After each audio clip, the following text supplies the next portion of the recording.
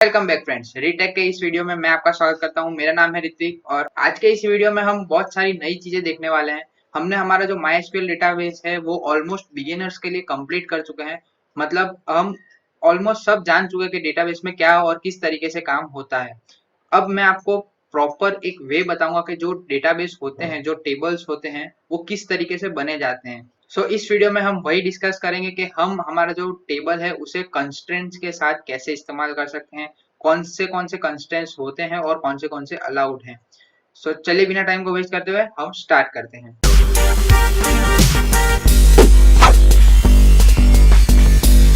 तो ये हम आ चुके हैं हमारे कमांड प्रॉम्प्ट में। अब मैं आपको बता दूं कि हमारे पास किस टाइप के कंस्ट्रेंट्स अवेलेबल होते हैं MySQL में। तो टोटल जो होते हैं 5 टाइप के कंस्ट्रेंट होते हैं। नल और नॉट नल, ये दोनों एक ही होता है। उसके बाद आता है ऑटो इंक्रीमेंट, डिफॉल्ट, यूनिक और चेक। ये हमारे पास 5 टाइप के कंस्ट्रेंट होते हैं, जिसमें से MySQL में हम सिर्फ 4 को यूज कर सकते हैं। जो पांचवा है चेक। चेक हमें यहाँ पे यूज करने नहीं मिलता है। बट मैं आपको बताता हूँ वो फंक्शनलिटी क्या करता है। जैसे आप इनपुट करवा रहे हैं तो वो पहले एक बार जाके पूरा जो टेबल है वो एक बार चेक करेगा। अगर वो सेम नहीं है या फिर सेम जैसा आपने अपना रखना चाहते हैं वो चीज, वो चेक करेगा। अगर वो उसे मिलती जुलती होती है तो वो उसे एक्सेप्ट करेगा, वरना वो उसे रिजेक्ट कर देगा। तो इस तरीके का कुछ होता है जो हमारे पास MySQL में अवेलेबल नहीं है। सेम चीज करने के और भी 2-3 तरीके हैं, मैं आपको वो भी बताऊंगा। हम हमारे कंस्ट्रेंट देखते हैं, एक टेबल बना के हम उसे कैसे यूज कर सकते हैं। तो सबसे पहला कंस्ट्रेंट हम देखेंगे वो है नॉट नल और नल। ये वाले जो कंस्ट्रेंट है ये बहुत इंपॉर्टेंट भी है और ये मैं आपको इसीलिए सबसे पहले बता रहा हूँ ताकि आपको बाकी सारे जो है वो बहुत ही इजीली समझ में आ जाएंगे। नॉट नल को बताने के लिए मैं एक टेबल बना लेता हूँ, जिसके अंदर मैं पहले बिना नॉट नल सेट करके और फिर सेट करके आपको बताऊंगा वो किस तरीके से काम करते हैं। ये मैंने एक टेबल का क्वेरी लिख दिया है। इसमें मैंने लिखा है क्रिएट टेबल EMP। एक EMP टेबल बनाओ जिसमें ID इंटीजर हो, नेम हो और एक सैलरी। ये 3 कॉलम मैंने बनवाए हैं। मैं इसे करता हूँ एंटर, तो ये बता रहा है ये हो चुका है। अब मैं इसमें वैल्यूज इनपुट करता हूँ। ये मैंने लिख दिया है एक क्वेरी। इसमें मैंने लिखा है insert into EMP, ID name, salary और वैल्यूज में लिखा है 1, हीरो और 2000। तो मैं इसे करता हूँ एंटर, तो ये हो चुकी है। कोई इसमें नई चीज नहीं है, मैं आपको नई चीज इसमें बताता हूँ। अब अगर मैं सेम चीज ये ऐसे लिखूं, ये मैंने एक क्वेरी लिखी है। ये क्वेरी इंसर्ट करने का ही जो मैंने तरीके आपको बताए थे उनमें के ही एक तरीके हैं। तो वो चीज आपको नहीं पता चली ये मैंने क्या करा है, किस तरीके से करा है, तो आप काइंडली जाकर हमारे जो प्लेलिस्ट है उसे एक्सेस करिए। आपको इसके साथ 2-3-4 और तरीके भी हैं जो आपको पता चलेंगे कि कैसे हम इंसर्ट करवा सकते हैं वैल्यू को अलग अलग तरीके से। चलिए अभी मैं ऐसा होप करता हूँ कि आपको ये पता है, और अगर नहीं पता तो आपने वीडियो जाकर देख लिया, आपको ये चीज का नॉलेज आ चुका है। तो मैं इसे आगे बढ़ाता हूँ। अभी मैंने ये जो लिखी है, मैंने लिखा है इंसर्ट इनटू EMP। EMP में आप इंसर्ट करिए ID 1 और नेम। 2 कॉलम में इंसर्ट करिए। जो वैल्यूज है 1 और हीरो, मैं इसे 2 कर देता हूँ जिससे क्या है कि कंफ्यूजन ना हो। तो मैं इसे कर देता हूँ 2 और हीरो नेम सेम रखते हैं, कोई बात नहीं है। मैंने इसमें अपनी बार सैलरी नहीं डाली है, तो मैं इसे करता हूँ एंटर। तो ये क्वेरी फायर हो चुकी है, ये हो चुका है। मैं आपको दिखाता हूँ टेबल दिख किस तरीके का रहा है। ये मैंने लिखा है सिलेक्ट स्टार फ्रॉम EMP। ये देखिए हमारा जो टेबल था वो आ चुका है। इसमें लिखा है ID नेम और सैलरी, जो 1, 2 हीरो, 2000, 1 हीरो और नल। ये नल क्यों बता रहा है, क्योंकि हमने इसमें कोई वैल्यू नहीं डाली है। मैंने एक वीडियो में और बताया था कि जिसमें नल और जीरो और ब्लैंक, ये 3 चीज का मैंने आपको डिफरेंस बताया था। तो जो नल वैल्यू होती है वो ये होती है, अगर हम इस तरीके से कोई इंसर्ट करवाते हैं और उसमें अगर गैप रह जाता है या फिर हमने उसकी वैल्यू इंसर्ट नहीं करी तो वो नल बाय डिफॉल्ट दिखाता है। आप वो भी देखा ही होगा आपने। मैं होप करता हूँ आप सारे वीडियोस कंटिन्यू करते हुए आ रहे हैं। तो मैं इसे आगे बढ़ाता हूँ। अभी तक ये नॉर्मल सा चल रहा था, ठीक है कोई बात नहीं, ये हो रहा था। पर अगर ये चीज अगर हम प्रोफेशनली करना चाहेंगे, तो हम कोई नए एम्प्लॉय को हायर कर रहे हैं बट उसको सैलरी नहीं दे रहे, या फिर अगर चलो नहीं भी दे रहे तो वो उसकी वैल्यू ऐसे नल तो लिखी दिखाएगी, तो वो अच्छा नहीं दिखता ना। एक डेटाबेस उसको वेल मैनर्ड डेटाबेस नहीं कहा जाता है। तो उस चीज के लिए भी हमारे पास तरीके हैं, मैं आपको बताता हूँ कैसे करते हैं और वो चीज को सेट कैसे करते हैं। तो सबसे पहले उसे सेट करने के लिए हम एक दूसरा टेबल बनाते हैं। थोड़ा ऊपर ले जाता हूँ। ये मैंने लिखा है क्रिएट टेबल EMP1 नाम का बनाया है। सेम चीजें रखी है, ID इंटीजर नेम वैल्यू जो था, सैलरी सब कुछ वही है। बस मैंने इसमें ऐड क्या करा है, जो सैलरी हमने पिछले बार में लिखा था सैलरी इंटीजर करके हमने ब्रैकेट क्लोज कर दिया, उसकी जगह मैंने लिख दिया है नॉट नल। तो बस ये नॉट नल लगाने से इसकी जो वैल्यूज की जो इनपुट आएंगे वो अगर ब्लैंक रहते तो वो आपका एक्सेप्ट ही नहीं करेगा। मैं आपको बताता हूँ किस तरीके से। मैं इसे करता हूँ एंटर, तो ये हमें बता रहा है टेबल क्रिएट हो चुका है। अब मैं यहाँ पर सेम वैल्यूज इंसर्ट करने की ट्राई करता हूँ।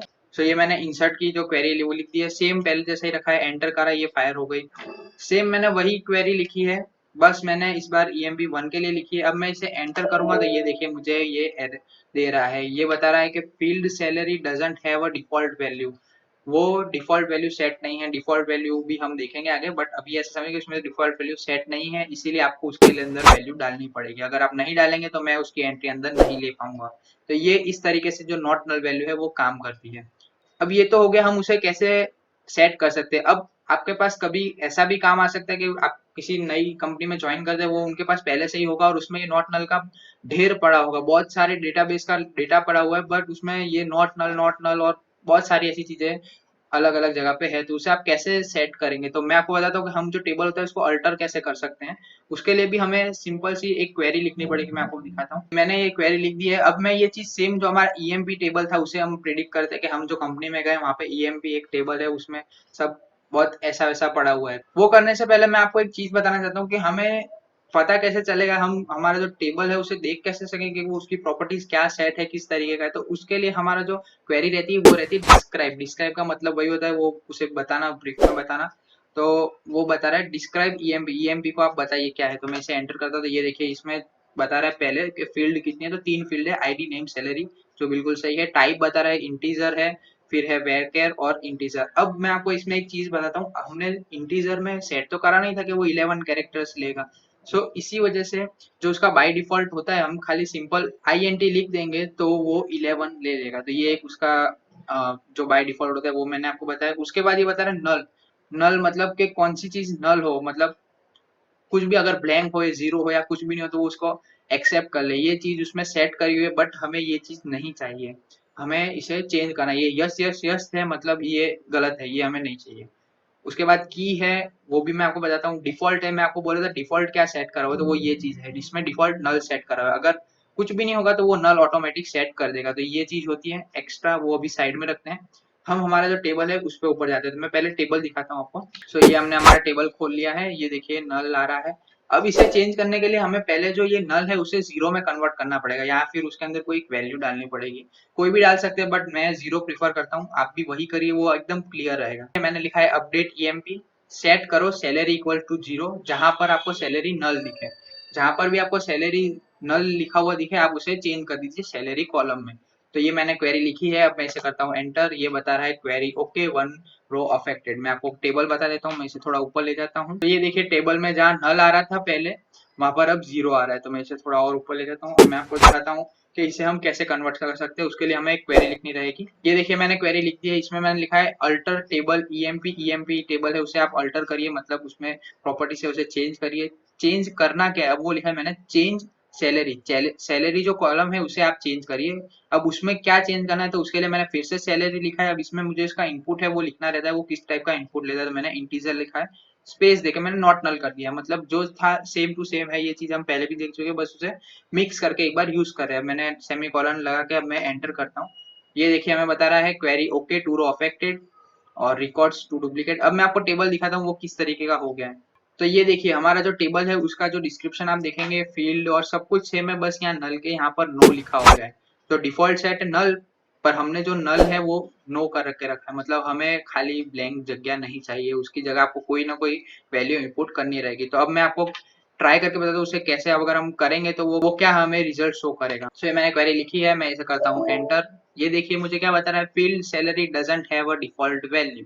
क्योंकि हमने उसे नो कर दिया है, उसमें हमें वैल्यू देनी ही पड़ेगी, इसीलिए वो हमें बता रहा है कि यहाँ पर ये वैल्यू इनपुट नहीं ले पाएगा। अब यही चीज अगर मैं इसे इस तरीके से लिखूं, मैंने अपना सैलरी है वो कॉलम भी लगा दिया है और इसमें मैंने उसकी वैल्यू भी कर दिया। अब मैं अगर एंटर करूंगा तो ये बता रहा है क्वेरी ओके, 1 रो अफेक्टेड। अब मैं इसका टेबल भी आपको दिखा देता हूँ। ये देखिए हमें जो टेबल भी दिख गया, हमारी वैल्यू इंसर्ट हो चुकी है। इस तरीके से हम नॉट नल का इस्तेमाल कर सकते हैं। ये बहुत ज्यादा इस्तेमाल होता है क्योंकि जो बड़ी बड़ी कंपनियां होती है उनके डेटाबेस हमें बहुत प्रॉपरली मैनेज करने रहते हैं। अगर आप उसे वहां तक नहीं जाना चाहते, आपको समझ में नहीं आ रहा है, तो आप इतना समझिए कि इंस्टाग्राम में भी अगर आप कोई डिफरेंट टाइप की चीज डालते हैं, मतलब अगर आप पासवर्ड में कोई ब्लैंक रखते हैं तो आपको बताते हैं कि you have to enter some characters and like that things. तो सेम चीज यहाँ पर भी काम होती है। अगर हमें वो सेट करना है तो हम इस तरीके से कर सकते हैं। इसे और अंदर भी जाके करा जा सकता है, हम सेट कर सकते हैं आप भाई इतने कैरेक्टर ही डाल सकते हैं, इतने वो डाल सकते हैं, इतने अल्फाबेट डाल सकते हैं, इस तरह का भी होता है, पर वो एडवांस चला जाता है, तो उसे मैं अभी के लिए साइड में रखता हूँ। हम हमारे आने वाले जो कोर्स है, आने वाली वीडियोस है, उसमें ये सब चीजें देखेंगे, तो अभी आप उसे बिल्कुल चिंता मत करिए, हम बहुत लाइटली इस कोर्स को आगे ले जा रहे हैं। इसके बाद हम देखने वाले हैं यूनिक कंस्ट्रेंट को। जैसा इसका नाम है यूनिक, वैसा ही इसका काम भी है। ये मतलब अगर आपका एक कॉलम है, जैसे फॉर एग्जांपल लेते हैं, जो हमारा नेम कॉलम है उसमें हमने 3 बार हीरो इनपुट करा है, तो अगर ये चीज अगर सेम हो जाती है तो वो बहुत प्रॉब्लम करेगी। क्योंकि एक अगर इंसान है, अगर आप सीधा एग्जांपल है, आपकी क्लास में आपके सेम नाम के फ्रेंड्स हो सकते हैं, बट उनका जो रोल नंबर है वो अलग होता है, ताकि हम उसे आइडेंटिफाई कर सकें। सो सेम बड़ी बड़ी कंपनी में भी यही होता है, बहुत ज्यादा बड़ा बड़ा स्टाफ होता है उन लोगों का, बहुत ज्यादा नंबर में होता है, तो उस वजह से काफी के नेम ऑलमोस्ट सेम तक हो जाते हैं, तो इस वजह से उन्हें एक यूनिक आईडी देनी पड़ती, ताकि हम पहचान सके कि वो आईडी किसका है और वो पर्सन कौन है। सो उस तरीके का हम यूनिक कंस्ट्रेंट का इस्तेमाल करते हैं, मैं आपको करके बताता हूँ। उसके लिए हम एक नया टेबल बनाते हैं, तो क्वेरी वो मैंने लिख दी है। अब इसमें हमें चेंज करना क्या रहेगा कि आप कौन से कॉलम को आप अपडेट करना चाहते हैं, मतलब आप यूनिक कैरेक्टर बनाना चाहते हैं, तो मैं आपको दिखाता हूँ। फॉर एग्जाम्पल अभी के लिए हम हमारा जो आईडी है उसे यूनिक लेके चलते हैं। मैं इसे यहाँ तक ले आता हूँ। अब हमें कुछ नहीं करना है, हमें एक स्पेस देना है और यहाँ पर लिखना है यूनिक। जैसे ही हमने इतना लिखा, हम अगर एंटर कर दे तो हमारी जो टेबल है बन चुकी है। अब हम इसमें इनपुट करवाते हैं। सो ये मैंने क्वेरी लिख दी है, अब मैं इसे करता हूँ एंटर। क्वेरी फायर हो चुकी है। मैं सेम 2-3 इनपुट ले लेता हूँ, ताकि होगा इससे ये कि हमारा जो कंफ्यूजन है ज्यादा अच्छे से क्लियर होगा। सो ये मैंने हमारा जो टेबल है बना दिया है। इसमें आप देखिए मैंने 3 इनपुट करवा दिए हैं। अब मैं जो चौथा इनपुट करवाऊंगा, उसमें हम क्या करेंगे, जो वैल्यू है यूनिक आईडी जो हमने सेट करी उसे सेम करने की कोशिश करता हूँ। तो मैं ये लिख के देखता हूँ, ये मैंने क्वेरी सेम कॉपी जैसा ही करा है। मैं इसे करता हूँ एंटर, तो ये बता रहा है डुप्लीकेट एंट्री 3 फॉर अ की आईडी। की मतलब जो हमारा कॉलम होता है, उसे टेक्निकल टर्म में जो कहा जाता है, उसका नेम होता है, उसे की कहा जाता है। सो वो बता रहा है कि जो आपकी आईडी है उसमें 3 नंबर जो है वो पहले से यूज हो चुका है, इसीलिए वो डुप्लीकेट एंट्री बता रहा है। तो इस तरीके से हम यूनिक है उसे यूज कर सकते हैं। उसके बाद हम देखते हैं ये सेम चीज अगर हमें डबल या फिर मल्टीपल कॉलम्स है या की है उनमें यूज करना, तो हम किस तरीके से यूज कर सकते हैं। तो उसके लिए हमें सिंपल हमारा जो क्वेरी है वो लिखना रहेगा। मैं इसके लिए एक अलग टेबल बनाता हूँ। सो ये मैंने लिख लिया है, इसे थोड़ा ऊपर ले जाता हूँ। मैंने सेम जो हमारा क्रिएट टेबल का हमने पहले यूज किया था वही क्या है, बस एम्प्लॉय 3 करके बनाया है। अब हम क्या करेंगे, हम यहाँ पर लिखेंगे, सबसे एंड में आ जाएंगे, यहाँ पर हम एक देंगे स्पेस। अब यहाँ लिखेंगे कंस्ट्रेंट लिखना है। उसके बाद मैं स्पेस देता हूँ। मैं आप कुछ भी लिख सकते हैं, मैं यहाँ पे लिख रहा हूँ F1 स्पेस देके। अब मैं यहाँ पे लिखता हूँ जो हम कंस्ट्रेंट अप्लाई करना चाहते हैं पर्टिकुलर कॉलम्स पे, तो वो मैं लिखता हूँ UNIQ यूनिक। अब हमें यहाँ पर लगाना रहेगा एक ब्रैकेट। अब ब्रैकेट हमने क्यों लगाया, ताकि हम डिक्लेयर कर सकते हैं हम कौन सी जो की है उन पे यूज करना चाहते हैं। मैं इसे फिलहाल पर यूज करना चाहता हूँ। मैंने ब्रैकेट क्लोज करा है, वो थोड़ा नीचे आ गया, मैंने जूम करा हुआ इस वजह से। अब मैं इसे करता हूँ एंटर। ओके, सो मैंने यहाँ पे एक मिस्टेक कर दी। यहाँ पे इंटीजर के बाद आपको एक कॉमा लगाना है, स्पेस नहीं देना है, कॉमा लगाना है। ये मिस्टेक हो सकती है, फिर भी आप ध्यान रखना। मैं इसे करता हूँ एंटर। ये देखिए हमारा जो टेबल है बन चुका है। अब मैं इसमें वैल्यूज इनपुट करवाता हूँ, ये लिख दी है। मैं इसे करता हूँ एंटर।